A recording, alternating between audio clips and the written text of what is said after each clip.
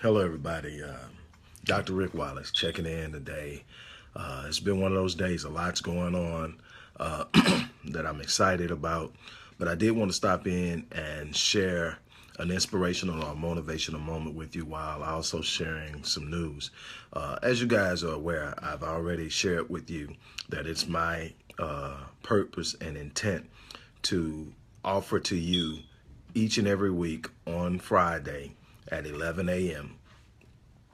Unless emergency come up in time had to be changed. That's where it's going to be throughout the year of 2017. From this day on out throughout 2017, I'm going to have a virtual seminar where we're going to discuss and talk about one of the principles of success. We're going to talk about all of them over the course of this year. We're going to visit them on a number of different ways and talk about the importance of them. We're going to talk about how you build the foundation and the platform to create the edifice, which is your life, to serve and facilitate your success. Tomorrow, the virtual seminar is going to be on Nurtured in Darkness. Nurtured in Darkness, we're going to talk about the fact that it's inevitable. You're going to come to this moment in life, this place where so much is going wrong, so much pain is being experienced, so much difficulty is being experienced. The darkness that you're experiencing is literally so intense and so thick, you can feel it. And while it can be intimidating for most people, what I'm going to share with you on tomorrow during this 30-minute virtual seminar is that actually you have been built for the battle, that you've been actually nurtured in darkness, and that you have access to divine power through darkness, and that you are made and built for the battle, and that you will overcome every moment of darkness. In fact, you will come out of the darkness a better person than when you entered it. We'll talk about what that means and how that goes. And the link and the call-in number for the seminar tomorrow at 11 is, this is Central Time, is on this video. But today, while I have you here, I'm going to talk to you briefly about the importance of taking responsibility for your own life, taking responsibility for your own mess, how that plays into achieving success and going after your dream. One of the reasons so many people are actually stuck in their situations, in their circumstances, in their moments, is because they are living life as a perpetual victim, what Les Brown calls a volunteer victim. What is a volunteer victim? A volunteer victim is that person that literally is expecting something bad to happen so much that they're literally sitting there waiting on it so that they can say that it impacted them. They literally have found something spiritual or something elevational in their mindset, at least, that gives some sort of honor to being a victim. They are the victim. They are the perpetual. It's always something somebody's done to them. What they have done is taken on the mindset that life is happening to them, that they're completely out of control of what's happening in their life, and they're simply rolling with the current. Well, the truth of the matter is life is not happening to you. Life is responding to you. Life is responding to how well you prepare to engage it. Life is responding to the energy that you emit out into the universe. Life is responding to the state of mind that you consistently operate in.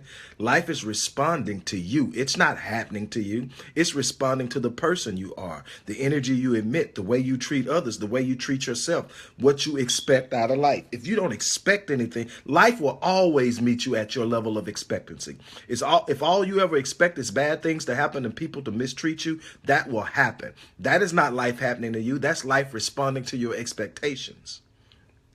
You're going to have to take control and responsibility for your life. You're going to have to take control and responsibility for what you're thinking every moment of the day. If all you think and all you entertain is negative ideas of who you are and negative expectations for everyone around you, all that negative energy has no option but to produce negative results. You are the sum total of the seeds you sow.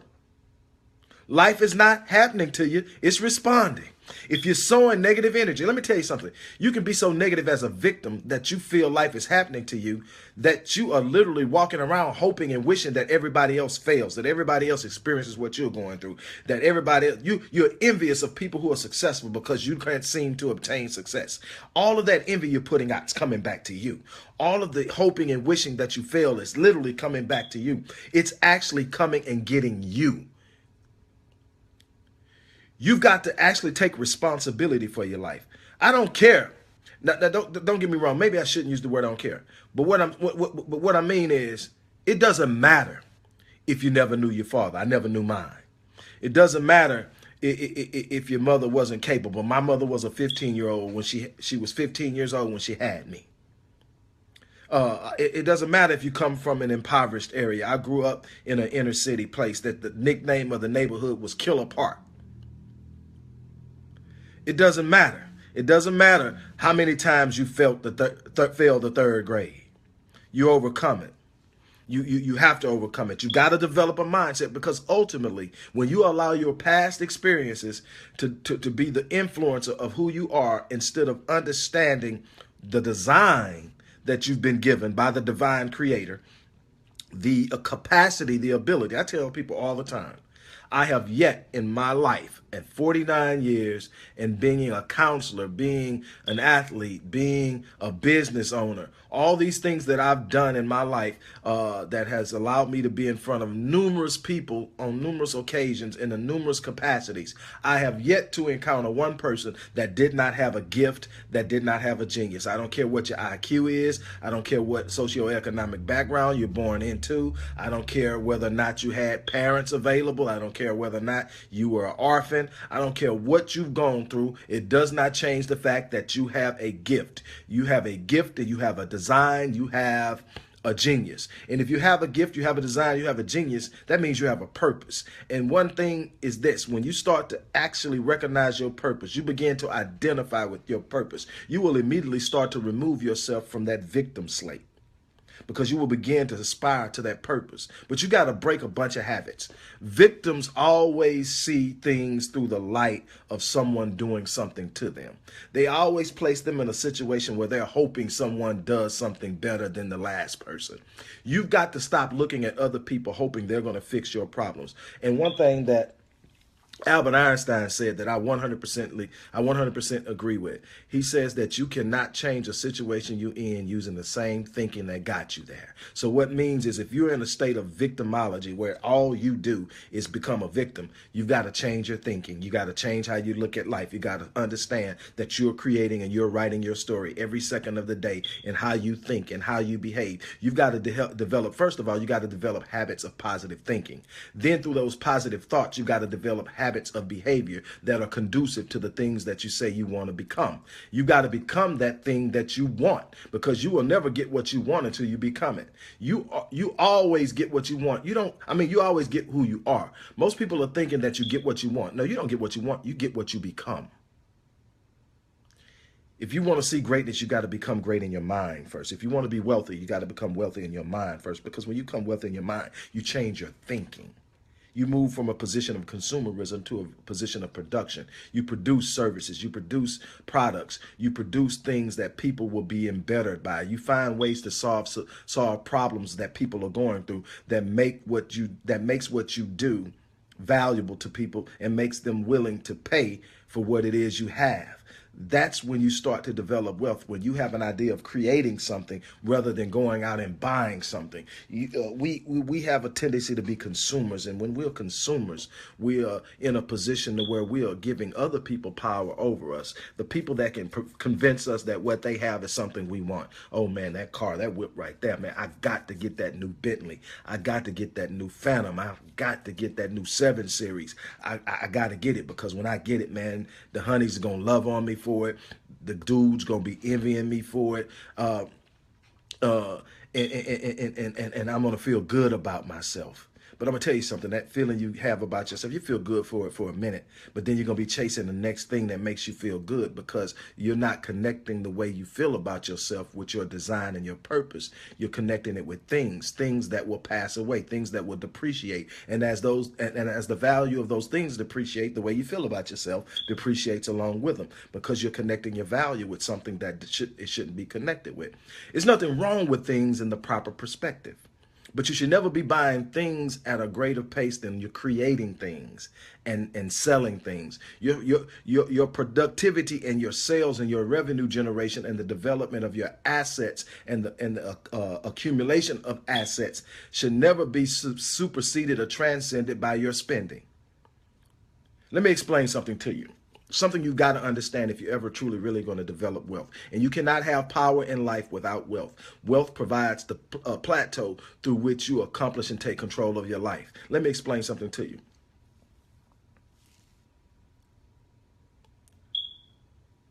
Until you get to a point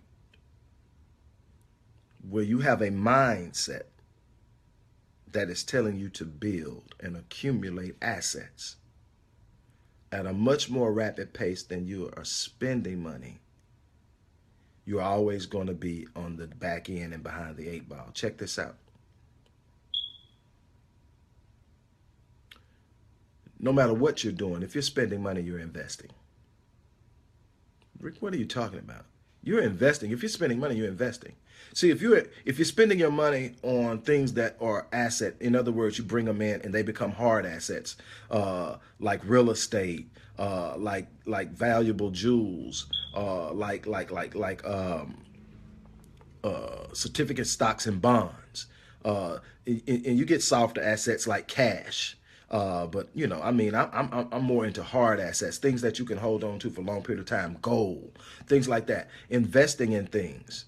You're spending money on that. That's an investment. And when you do that, you're investing in yourself. You're investing in your family. You're investing in the future of your progeny. But you can also spend money on depreciable items like cars that immediately depreciate when you drive them off the lot.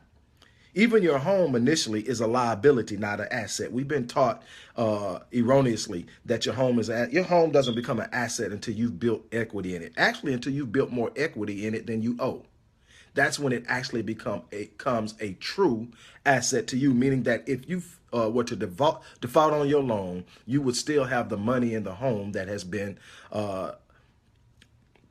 built up in equity, meaning that you could literally cash that out. Check this out. When you start spending money on depreciable items, purses, red bottom shoes, that new whip, that new watch, you are now investing in the wealth of the person who sold it to you. So you're investing one way or another. And then you can't be upset when you have no power to influence the world around you because you have no wealth. Because, see, you had a choice. You could have invested in yourself, but you invested in Louis Vuitton. You could have invested in yourself, but you invested in red bottoms. You could have invested in yourself, but you invested in Rolex.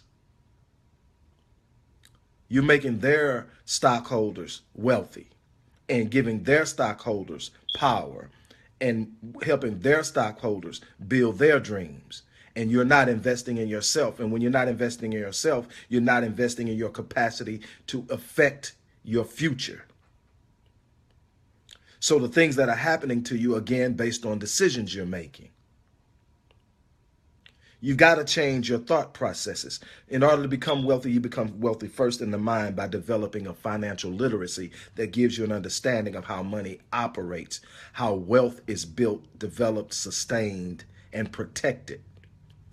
Why it's important for you to build an economic floor for your progeny so that they don't start at ground zero the way you started, and how they'll build. In other words, when you're truly operating, when you truly create the value system within your family of the importance of developing wealth, your children don't grow up with an idea of getting a job. They grow up with an idea of being a producer, meaning that they're creating their own products. They're creating their own services. They're becoming their own bosses. Why? Because then they control their destiny and they own something that they can pass on to their progeny. But what happens is, When you start something and you actually create that mindset, each person that's developing wealth is no longer developing wealth for themselves. They're functioning and operating off the wealth that their parents gave them and left them. The wealth they're developing now and building now is for their progeny.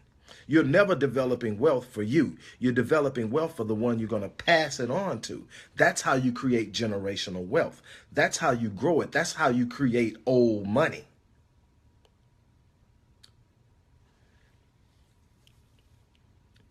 But at the end of the day, whether it's not having wealth, whether it's not operating in your purpose, whether it's acting as a victim, you're going to have to accept responsibility for your own life. You're going to have to own your mess. Or have you gone through something? Maybe, yeah. Maybe you were molested as a child. Maybe you didn't know your father. Maybe you grew up in extreme poverty. But at some point, you're going to have to take control and ownership of your life. You're going to have to let go of what has happened to you because that is now consuming you. You cannot function because you're mortgaging your future to try to regain or control your past. Your past is your past. You're going to have to live in your future and function in your future at your optimal design, being who you were designed to be in order to overcome your past. Because if you don't, I'm telling people all the time, if you don't learn to function in risk and take the risk of building and developing yourself, investing in yourself financially, emotionally, spiritually, and psychologically, developing the person who can go out in the world and make a difference and impact lives and provide value to the lives they come in contact with, if you don't become that, you're going to live a life of regret. And what's going to happen is you're going to get to this point where you're regretting life because you didn't take the risk. You didn't make the changes. You didn't invest in yourself. And now you're looking and you're 35, you're 45, you're 55, and you haven't accomplished something that you know you're capable of accomplishing. Now you're living with regret. And the regret is becoming so great that now your regret is creating regret, because instead of actually making the regret be a catalyst for change, you start to wallow in the regret. And what happens with regret when you wallow into it? It becomes future regret because it stops you from becoming what you should be. And you look up 10 years from now, and now you're wallowing in the regret that you didn't do now. You're currently wallowing in the regret of what you didn't do 10 years ago, 15 years ago. But if you don't do something now instead of wallowing in that regret, you'll be wallowing in the regret 10 years from now of what you didn't do today. You're going to have to own your mess. You can point fingers at a bunch of people. There are so many people I can point a finger at and say, you screwed over me. I can say my dad was never there. I never knew him. The first time I saw the man was at his funeral. I can point the finger at him. I can sit up and say my mom was never a mom because she had me when she was 15 and she never really developed a relationship with me. I was reared by my grandparents. I can sit up and say that this person did this to me when I was this age. I can sit up and say this happened in my first marriage. I can talk about a lot of different stuff, but at the end of the day, that I am the only common denominator in my life. Everything I go back to and say, hey, this bad happened to me, I'm the only one that's present in each one of those moments. And what that means is if I'm the common denominator, I'm the controlling factor. The common denominator is always the controlling factor. It's the essence of the equation. So I'm the common denominator, meaning I have the ability and the power to change my reality. I've got to stop looking at and pointing at people and saying what they did and looking at what I did to allow them to have that much control. I had to let my father, the idea that my father wasn't there, go because he died. It wasn't nothing I could do about it. Wasn't anything I was going to be able to do to have that relationship I was living for. I had to let it go. I couldn't sit up there the rest of my life and talk about, man, my dad wasn't there. Man, what I had to do is let it go and realize I had a great man in my life. My great-grandfather taught me a great deal. No, he wasn't my biological father, and that was an emptiness that I had to overcome. I realized in my 30s that a great deal of the things I had literally accomplished in life was me still trying to prove to a dead man that I was worthy of his attention.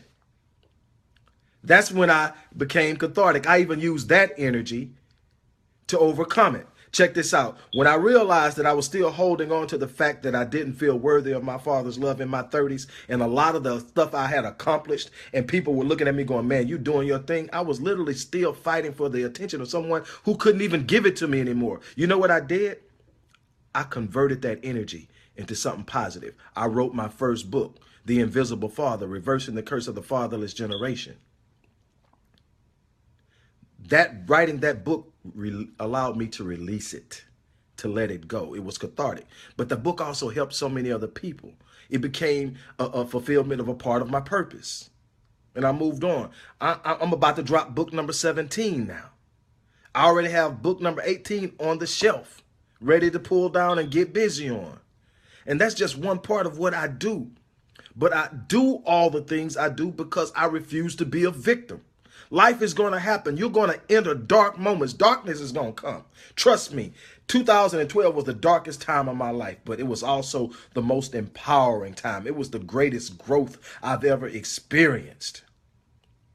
And if you believe in God, in whatever way you believe in him, let me tell you something. What I discovered in 2012 is something that Solomon said in the Bible when he said God dwells in the darkness. I believe it was in 2 Chronicles. God dwells in the gross darkness. The darker it is, the more powerful the divine power you have access to. I tell people all the time, I don't care what faith you claim. If you claim in a faith where God is actually a part of you, you're saying he's indwelling you, or you're a manifestation of God, and you're walking around hopeless and helpless, those two realities don't match. If God is a part of you, either through the manifestation, if you considering yourself that you're a manifestation of him or that he indwells you, there is nothing you can come in contact with that you can't overcome. But you got to believe in you. The problem is you got a bunch of people that believe in God, but those same people don't believe in themselves. But God designed the world to function on your faith, not just on your faith in him, but on your faith in yourself. If you get to a moment that you got to take, but you don't have the confidence that you can take it, you're going to lose. That's the reality of it. You're going to have to determine within yourself that you believe in your design, that you believe that the grand creator gave you a design that was built and capacitated to do what you're encountering. You're built for this. You're built for the battle. You're built for what you're going through. This darkness can't shake you because you're built for it. You've gone through some things already. Oh, we're going to talk about this tomorrow. Stop being a victim. Look at yourself in the mirror and determine you're built for the battle. Hold your head up. Stick your chest out. Start to develop a mindset that says, if I confront it, I'll beat it. Take on the mindset of a winner. Understand that there's nothing that you will come in contact with that you can't overcome. There's no thing you can conceive in your mind that you cannot achieve. Become it, and you will experience it. I love each and every one of you. As I always say, I'm going to die on E. I'm going to accomplish everything that I've come here to do. That which I have not accomplished, when I leave this place, I will be on the battlefield fighting for it. I will die out there going and getting it. I encourage you to do the same thing. I'm out. Peace.